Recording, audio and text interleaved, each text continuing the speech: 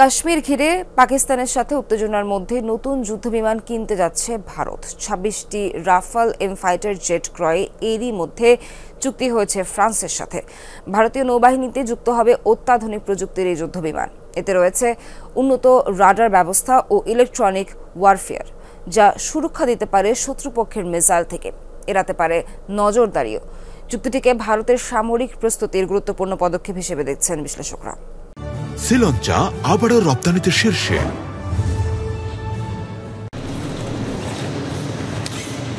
যখন কাশ্মীর ইস্যুতে প্রাক যুদ্ধাবস্থা বিরাজ করছে ভারত ও পাকিস্তানের মধ্যে, ঠিক সেই সময়ে ভারতের নৌবাহিনীতে যুক্ত হতে যাচ্ছে নতুন এক শক্তিশালী প্রযুক্তি, রাফাল মেরিন ফাইটার জেট।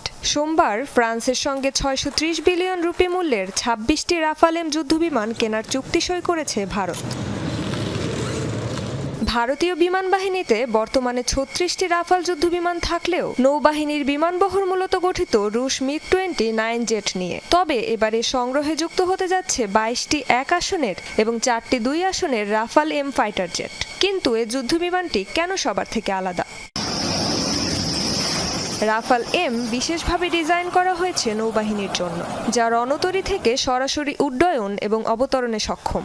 এই যুদ্ধবিমানে ব্যবহার করা হয়েছে উন্নত রাডার এবং নানা ইলেকট্রনিক যুদ্ধ ব্যবস্থা। ক্যারিয়ার ল্যান্ডিংয়ের জন্য শক্তিশালী অবকাঠামো ছাড়াও যুদ্ধযানটির রয়েছে দ্রুত লঞ্চ ও ল্যান্ডিং ক্ষমতা।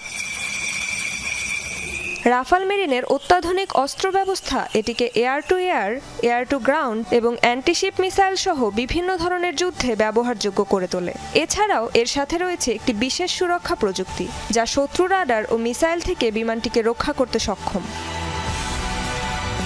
পেহেলগামে সন্ত্রাসী হামলার কিছুদিন আগে থেকেই ফ্রান্সের সঙ্গে ভারতের এই চুক্তি নিয়ে আলোচনা চলছিল।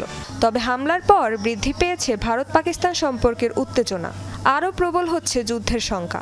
দুদেশই পারমাণবিক শক্তিধর হলেও সামরিক শক্তির দিক থেকে পাকিস্তানের চেয়ে অনেকটাই এগিয়ে ভারত। আর এই লড়াইয়ে রাফাল মেরিন ভারতের শক্তিকে এগিয়ে নেবে আরও এক ধাপ, এমনটাই মনে করছেন বিশ্লেষকরা। রেজওয়ানা সায়মা, যমুনা নিউজ।